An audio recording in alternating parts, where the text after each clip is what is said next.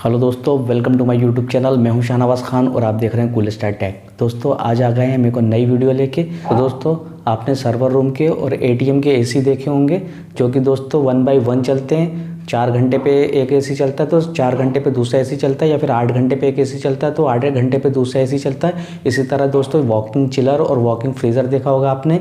Walking chiller और walking freezer में भी 2 मशीनें लगी रहती हैं, यानी कि 2 इंडोर यूनिट रहते हैं, 2 आउटडोर यूनिट रहते हैं। दोस्तों उसको भी स्टैंड बाय में चलाते हैं। जैसे कि एक मशीन अभी चल रही तो एक मशीन 4-5 घंटे बाद चले या 8 घंटे बाद चले। तो दोस्तों अब उसको मैनुअल, बहुत से लोग मैनुअल चलाते हैं, पर दोस्तों मैनुअल ना चला के उसको अगर हमें ऑटो में चलाना है कि एक मशीन अपने आप ऑटोमेटिक बंद हो जाए और दूसरी मशीन ऑटोमेटिक अपनी चालू हो जाए 4 घंटे पे 8 घंटे पे, तो उसके लिए दोस्तों एक आता है स्मार्ट टाइमर यानी कंट्रोलर।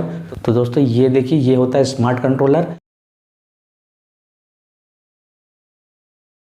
जो कि हम उसमें अपने एयर कंडीशन में या फिर अपने वॉकिंग चिलर या वॉकिंग फ्रीज़र के यूनिट्स में लगाते हैं, जिससे कि हमारा जो यूनिट्स रहता है टाइम टू टाइम चलता है, यानी कि 4-4 घंटे पे या 8-8 घंटे पे ऑटोमेटिक चेंज ओवर होता रहता है। तो उसको मैनुअली करने की ज़रूरत नहीं पड़ती, वो ऑटो में ही चलता है। तो दोस्तों इसकी वायरिंग कैसे करते हैं वो मैं आपको आज बताऊंगा। इस टाइमर की वायरिंग कैसे करना है, तो चलिए आइए दोस्तों वीडियो को लेट ना करते हुए वीडियो को स्टार्ट करेंगे। दोस्तों वीडियो को स्टार्ट करने से पहले अगर आप कोल्ड रूम का या रेफ्रिजरेशन का काम सीख रहे हैं या काम सीखना चाहते हैं तो मेरे चैनल को ज़रूर सब्सक्राइब कर लीजिए, क्योंकि दोस्तों मेरे चैनल पे ऐसी बहुत सारे नॉलेजेबल और हेल्पफुल वीडियो मैं आप लोग के लिए लाता रहता हूं, जिससे कि आपको काम सीखने में और काम करने में बहुत आसानी होगी। तो चलिए आइए दोस्तों वीडियो को स्टार्ट करते हैं।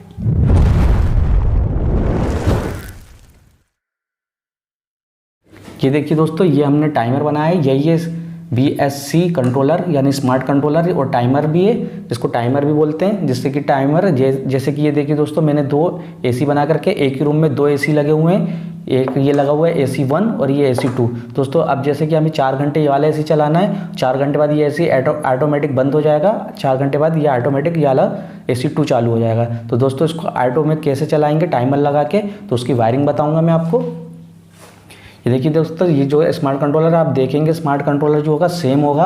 यहाँ पर BSC लिखा होगा, यहाँ पर देखिए दोस्तों 8 आवर लिखा होगा, यहाँ पर 4 आवर लिखा होगा, यहाँ पर डेमो लिखा होगा, यहाँ पर एक बटन दिया रहेगा जिससे कि चेंज कर सकते हैं। 8 पे कर देंगे तो 8 घंटे पे चलेगा, 4 पे कर देंगे तो 4 घंटे पे चलेगा। और ये देखिए दोस्तों, यहाँ पर एक बटन लगा होगा जो स्विच होगा, यहाँ पर भी एक स्विच होगा जो CP1 होगा, CP2 और ऑटो।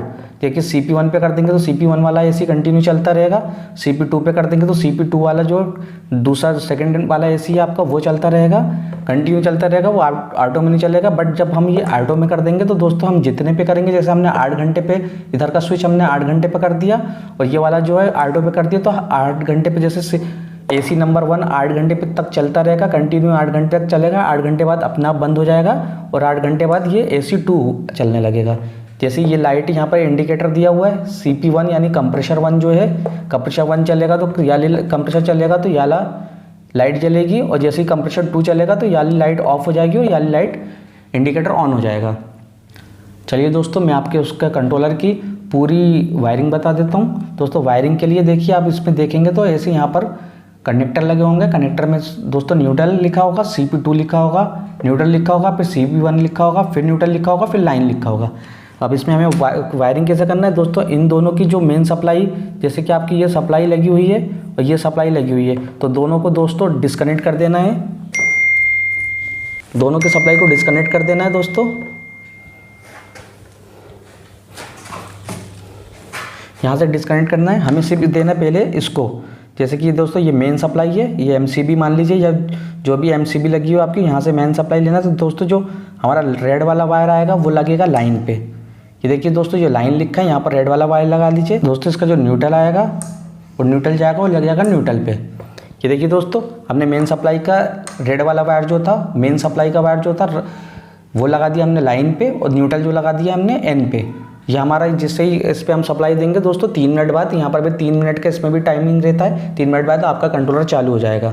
ये कंट्रोलर चालू हो जाएगा दोस्तों। फिर अब इसमें हमें AC की सप्लाई देना है, तो अब हमें AC1 और AC2 का इसमें कनेक्शन करना है। तो दोस्तों AC1 का जो कनेक्शन हम करेंगे, जैसे कि हमारे ये AC का जो मेन सप्लाई है, इसका रेड वाला वायर लेके आएंगे और दे देंगे हम CP1 पे। देखिए दोस्तों, हमने AC1 का सप्लाई जो दे दिया CP1 पे दे दिया है, और इसका जो न्यूट्रल है दोस्तों न्यूट्रल लेके आएंगे, इसके साइड वाले न्यूट्रल पे दे देंगे। देखिए हमने AC1 की सप्लाई दे दी, रेड वाला वायर दे दिया CP1 पे, और जो ब्लैक वाला न्यूट्रल का वायर था वो हमने उसके बगल वाले कनेक्टर पे दे दिया न्यूट्रल पे। ये हमारी CP1 यानी AC1 की सप्लाई ऑन हो गई है। यहाँ पर AC1 का कनेक्शन हो गया हमारा। अब हमें देना है AC2 का कनेक्शन।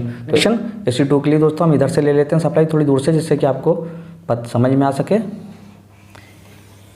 ये देखिए हमने ये वायर लिया और ये दे दिया हमने CP2 पे। ये देखिए AC2 का जो वायर था मेन सप्लाई का वो हमने दे दिया है CP2 पे, और इसी का न्यूट्रल हम लेंगे और इसका न्यूट्रल लेंगे दोस्तों, हम ले जाके दे देंगे न्यूट्रल पे। ये देखिए दोस्तों, ये हमने AC2 का भी सप्लाई हमने दे दी है और AC1 की भी सप्लाई दे दी। अब हमारा जो दोस्तों जो इसका कंट्रोलर का जो वायरिंग थी पूरी कंप्लीट वायरिंग हो चुकी है कंट्रोलर की। देखिए अब दोस्तों, अब मैं आपको इसको बता देता हूँ कैसे ये ऑपरेट होगा। देखिए दोस्तों, जब ये हम इस पे जो स्विच है, जैसे कि हमने इसको 4 घंटे पे कर दिया, जब हम इस स्विच को 4 घंटे पे कर देंगे और इसको जो ये वाला स्विच है हम इसको ऑटो पे कर देंगे दोस्तों। जब 4 घंटे पे और ऑटो पे कर देंगे तो जो हमारा AC ये वाला है ये दोस्तों कंटिन्यू चलता रहेगा, ये 4 घंटे तक चलेगा। उसके बाद ये ऑफ हो जाएगा। 4 घंटे बाद ये दोस्तों ऑटोमेटिक ऑफ हो जाएगा और इस पर ऑन हो जाएगा ये वाला AC2 वाला। ये देखिए दोस्तों, ये 4 घंटे पे ऑटोमेटिक ये 4 घंटे चलने के बाद ये ऑफ हो जाएगा और ऑटोमेटिक ये 4 घंटे के बाद अपना ये AC2 वाला ऑन हो जाएगा। ये देखिए 4 घंटे पे ऐसे चलता रहेगा दोस्तों। जैसे हमने इसको 4 घंटे पे करा था तो 4 घंटे तक ये चलता रहेगा। 4 घंटे पे चेंज ओवर होगा और इसको हमें ऑटो पे करके रखना है, ये ध्यान रखिएगा। ऑटो पे करके रखेंगे जब ये ऑटोमेटिक चलेगा। और अगर CP1 पे कर देंगे तो सिर्फ ये वाला AC कंटिन्यू चलता रहेगा, और CP2 करेंगे तो फिर ये नीचे वाला AC अपने ऑटोमेटिक चलता रहेगा। इसी तरह दोस्तों, जैसे ये हमने AC का बताया, सेम इसी तरह दोस्तों हम वॉकिंग चिलर या वॉकिंग फ्रीज़र का भी जो कंट्रोलर की सप्लाई होती है वो हम इसमें दे सकते हैं। जैसे कि हमने इसमें AC का इंडोर यूनिट की सप्लाई हमने इसमें दी है। इसी तरह दोस्तों, अगर आपको इसको 8 घंटे पे चलाना है तो दोस्तों इसके आप 8 घंटे पे कर दीजिए। इसका स्विच, यहाँ पर जो स्विच है उसको 8 घंटे पे कर दीजिए सेट, और 8 घंटे के बाद ये ऑटो में रहने दीजिए। फिर इसके बाद अगर ये इसके बाद अगर जब आप इसको 8 घंटे पे कर देंगे तो फिर ये 8 घंटे ये वाला AC चलेगा और 8 घंटे के बाद ये वाला AC चलेगा। तो दोस्तों बहुत ही सिंपल है इसकी वायरिंग है, कोई ज़्यादा डिफिकल्ट नहीं है, बहुत सिंपल है इसकी वायरिंग है। आई होप कि आपको वायरिंग समझ में आई होगी। अगर आपको कुछ प्रॉब्लम हो तो आप मुझे कमेंट्स बॉक्स में कमेंट्स कीजिएगा।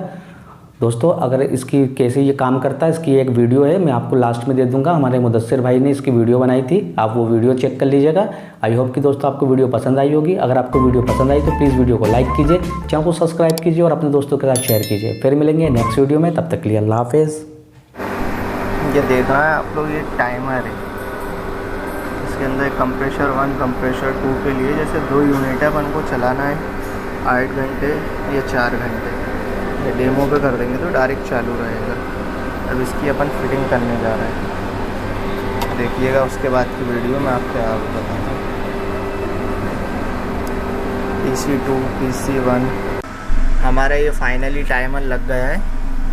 अभी देखिए आप इसका सप्लाई जो है 8 घंटे 4 घंटे और डेमो पे मतलब डायरेक्ट रहेगी, 4 घंटे से चेंज नहीं। अब यहाँ पर PC1 PC2 और ऑटो पे करके रखेंगे। हर 4 घंटे पे सेट करेंगे तो 4 घंटे में चेंज करेगा, 8 घंटे पे सेट करेंगे तो 8 घंटे। इसको चालू करने के बाद 3 मिनट टाइमर है, टाइमर लेगा, टाइमिंग आ जाए फिर मैं आपको बताता हूँ। ये 3 मिनट हो गए हैं। ये देखिए पावर सप्लाई अपनी आ गई है, ये यूनिट एक दे दी है, चालू हो गया।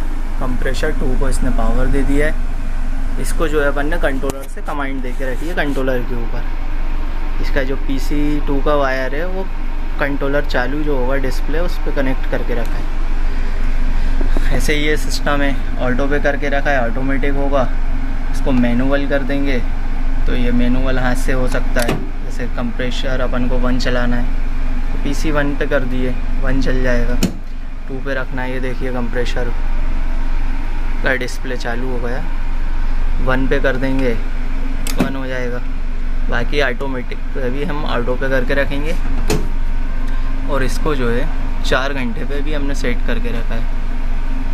ऑटोमेटिक हर 4 घंटे में कंप्रेशर 1 कंप्रेशर 2 होता रहेगा। 4 घंटे बाद कंप्रेशर 2 बंद हो जाएगा तो कंप्रेशर 1 चालू हो जाएगा। ये हमारा फाइनली इंस्टॉल हो गया है।